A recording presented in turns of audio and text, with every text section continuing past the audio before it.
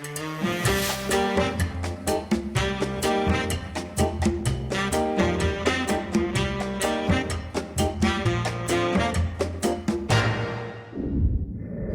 bonsoir à toutes et bonsoir à tous.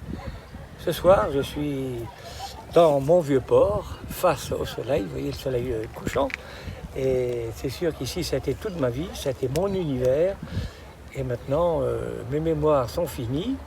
Et je vais vous raconter les 3 années après la guerre qui, malheureusement, j'ai perdu mon père.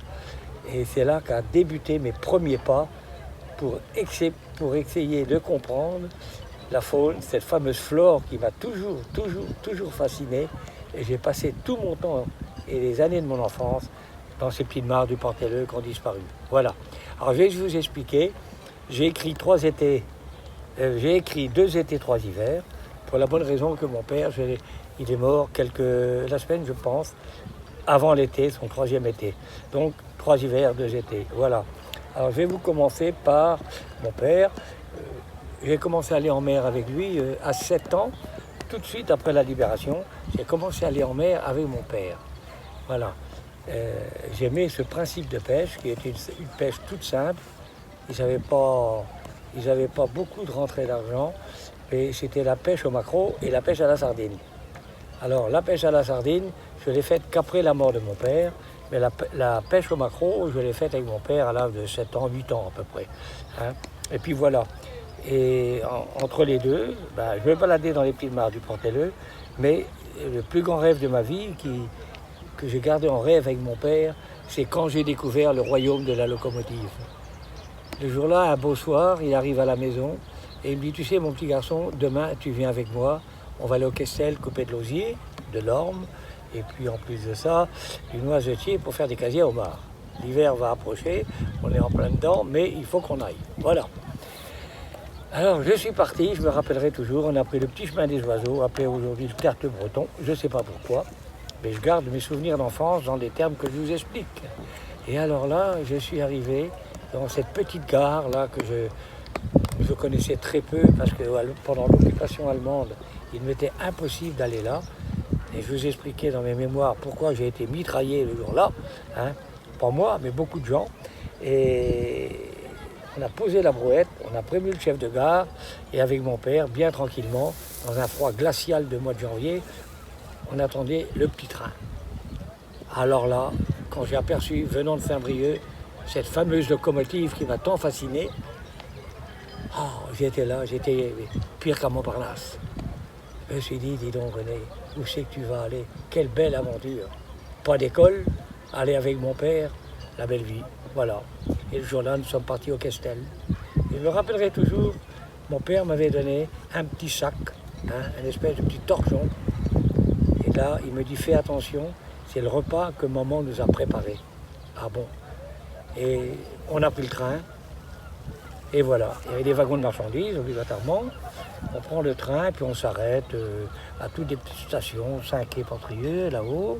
On s'arrête, je pense, à Kertugal, il s'arrêtait. Et ensuite, il s'arrêtait à Lanlou. Et ensuite, il s'arrêtait au Questel et Plouézec. Alors nous, on descendait au Questel, parce que là, il y avait des marécages et il y avait beaucoup d'osiers. Mais forcément, dans ce temps-là, tout était en friche. Mais il fallait aller dans les marécages. Et je peux vous le dire, au milieu de la journée, j'avais les pieds glacés.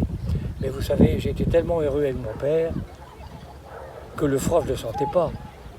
Et vers 1h, je ne sais pas si c'était l'heure-là, mon père me dit, allez mon petit René, allez mon petit bonhomme, il me disait toujours, on va quand même manger pour continuer nos fagots dans l'après-midi.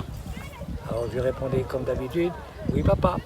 Alors voilà tous les deux, entre des saules là, qui étaient là, le vent, une petite brise du large qui venait nous parler, les oiseaux qui étaient calmes parce que c'était l'hiver, ils étaient cachés, ils étaient blottis. Alors vous savez, la mer parle toujours, même si c'est l'été, l'hiver, les 4 saisons, la mer est toujours là, le vent parlera toujours au monde. Et moi j'écoutais tout ça et j'ai défait ce fameux torchon et puis là j'ai vu le trésor que ma mère nous avait préparé. La première chose qui m'est restée dans ma vie, la première chose qu'a fait mon père en prenant le pain, il a béni le pain. Chez nous, c'était la coutume. Et toute ma vie, j'ai béni mon morceau de pain. crac, crac, voilà.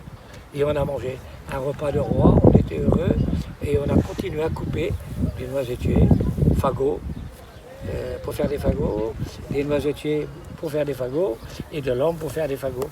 Parce que le casier homard de l'époque, si vous voulez, la gueule du casier homard était faite toute cintrée sur un moule, et elle était elle était formée avec du noisetier, et ensuite la gueule était tressée, l'ouverture en osier, et puis tout le noisetier qui était parti pour donner forme au casier était tressé avec de l'osier, et ensuite les fonds de casier étaient faits avec de l'orme, c'est-à-dire de l'orme d'une sacrée grosseur pour que ça soit du costaud. Et voilà les casiers que mon père faisait pour les gens, et comme ça lui faisait sa frappe, et au moins on avait du pain et du beurre, un peu de beurre comme je dis, du saindoux on en avait, ça c'est sûr, et puis voilà, ça a été la vie avec mon père. Et j'ai passé des moments merveilleux parce que la locomotive, je l'ai pris plus d'une fois, et je me rappellerai toujours ce matin-là, quand on a pris la locomotive, il a sorti son blouson, il a décaplé son blouson, il me l'a mis sur les genoux, il m'a dit, tu vois mon petit bonhomme, tu auras moins froid. C'est vrai, il ne faisait pas chaud, j'étais toujours en culotte courte, toujours pieds nus, ça, fallait pas me donner d'autre chose. Plus c'était percé, plus il y avait des trous, et je ne voulais pas de godasse, ça c'était René. Et toute sa vie, ma mère me l'a dit après, quand elle est restée veuve, quand on sait que tu seras comme tes frères. Je n'ai jamais été, j'écoutais personne, j'écoutais que moi. J'avais déjà un caractère très, très, très indépendant. Je voulais faire ce que je voulais, mais je faisais toujours quelque chose de bien. Alors ça, c'est le royaume de la locomotive. Et puis après, bon, quand j'ai grandi entre 7 ans et 10 ans, entre les parties de pêche avec mon père, que je vais vous expliquer, une partie de pêche qui me plaisait bien avec mon père, c'était d'aller à l'Effard. Les phares ici, personne n'a connu ça. Ils avaient des grands avenaux avec 2 à 3 mètres de poche, avec des circonférences de plus d'1 mètre de circonférence. Et voilà, et son matelot, c'était Fernand Gélin, qui habitait Port d'Attache maintenant, qui était acheté par la famille Moreau, par Pierre Moreau, le fils de Pierre Moreau, et que je connais très bien. Voilà, c'est des gens très gentils, petite maison. Et j'allais voir toujours Fernand. Il dit, allez Fernand, il faut qu'on va parce que demain on part à l'Effard. Hein. Et là, j'allais avec eux, et le but de pêcher à l'Effard, c'était facile. On mettait la petite misaine, on partait dans le sud, côté de la Roselière ou un peu plus bas, avec le courant, hein, ou alors vice-versa s'il n'y en avait pas, enfin, on négociait, et puis voilà. Et là, on pêchait au mouillage. Ça se passait comme ça. Les phares, c'était ça. Alors, chacun un bout de crin, enfin de l'avançon, parce qu'il n'y avait pas de crin à l'époque, c'était du coton. Et puis après, bon, il y a eu le progrès qui est arrivé bien trop vite. Alors avec un hameçon et une fleur à maquereau qui était gardée l'hiver dans du gros sel. Je me rappellerai les boîtes, c'était des boîtes de calmine, hein, des cachets de calmine là, que les gens prenaient à l'époque quand ils avaient des douleurs. Et tout ça, ça m'est resté imprégné. Alors voilà, la pêche à l'Effard, dès qu'on avait pêché le premier maquereau, 2, 3, 4, comme ça, à la ligne, moi je prenais le moulin, un moulin comme on fait de la chair à saucisse, que mon père avait fixé sur le banc. Et puis moi, en avant que je fais les maquereaux, je commençais à mouliner les maquereaux qui sortaient une chair vachement belle. Et en dessous, il y avait une caisse en bois pleine d'huile de farine à base d'huile d'arachide. Alors on mélangeait le tout. Et ça faisait, si vous voulez, de la pâte, comme on dirait du pouillen maintenant. Avec le pouillen, on aurait levé tout, mais bon, là, c'était le principe. Et alors, on lançait une poignée, c'était mon père qui lançait toujours la poignée pour effarer. Et au bout d'un moment, il fallait attendre, hein, on voyait 10 maquereaux, on en voyait 15, on en voyait 20, alors les lignes, on avait ramassé, hein, on savait comment ça se passait. Et aussitôt, il y avait bien 100 maquereaux sous le bateau, 200, 300. En fin de compte, il y avait une nappe toute noire sous le bateau, et forcément, plus mon père lançait, leur donnait à manger, plus les maquereaux, je vous dis, ils étaient fous, ils se demandaient qu'est-ce qui arrivait. Et alors là, c'est là que le Fernand Gélin avait son épuisette, enfin, avec un grand filet, mais une épuisette qui avait quoi, un manche, moins d'un mètre. Il ne faisait pas moins d'un mètre, il était large comme ça, 2 à 3 mètres de poche, qu'il enroulait toujours sur son coude avant de le mettre à l'eau. Et là, j'ai appris des belles choses parce que, comme les maquereaux avaient faim, et plus on lançait de l'effort, ils rentraient tout seuls dans le havenais. Et ça m'a surpris. Alors, on plongeait le havenais, disons, à peine à la moitié dans l'eau, quelques poignées d'efforts, ils arrivaient en surface comme des bolides, et ils rentraient dans la nappe, et hop, un coup de temps, et on baignait tout ça. Et souvent, ça durait une demi-heure, trois quarts d'heure, tant qu'ils avaient faim, et après la nappe partait, et ben nous, on mettait le moteur en route, on avait 200 kilos de maquereaux. Hein, et c'était au moment des petites lisettes, là, qu'il y avait des petits maquereaux, là, qui étaient longs comme des sardines. C'est un beau métier, c'était les plus beaux métiers que j'ai fait avec mon père, et après j'ai connu la sardine, alors là, ça a été aussi, je pense, l'un des plus beaux métiers de ma vie. Alors voilà, et moi, alors après, forcément, avec mon père, voilà, c'était la pêche, et puis alors il m'a donné son savoir, mais pas assez, et il m'en a appris des choses. Mais il y a un mot qui m'est resté toute ma vie, je lui ai posé plusieurs fois, tu sais papa, je fais le métier comme toi, je vais être pêcheur, j'irai avec toi en mer, tu m'apprendras. Il ne m'a jamais répondu de sa vie et je n'ai jamais eu la réponse. Par contre, il me racontait, tu vois, pour te débrouiller plus tard, tu feras ci, tu feras ça. Alors, il m'avait fait un lance-pierre, comment piquer les pommes, tout ce qu'il fallait pour... ça servira dans ta vie, mon petit bonhomme. Je ne sais pas pourquoi il me disait ça.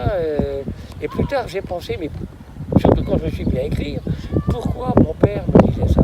Est-ce qu'il avait dans son idée, est-ce qu'il avait quelque chose, une intuition, qu'il allait peut-être me quitter de bonheur, je ne sais pas. En tous les cas, il me forgeait déjà très tôt à la vie. Et voilà. Et ça, j'avais fait avant le petit maquisard à 5 ans et demi, mais ça, c'est dans mes mémoires. Le maquisard, j'allais donner les codes, surveiller les patrouilles, et puis j'en chez moi, on mettait Radio Londres, et tout ça, c'est la vie avec mon père. Mais la plus belle que j'ai passée, que j'ai pu passer, c'est après l'occupation, et c'est là que je vous raconte la pêche à l'effort, et surtout le royaume de la locomotive, qui a été pour moi... je sais pas, moi, quelque chose de merveilleux, qui a marqué ma vie et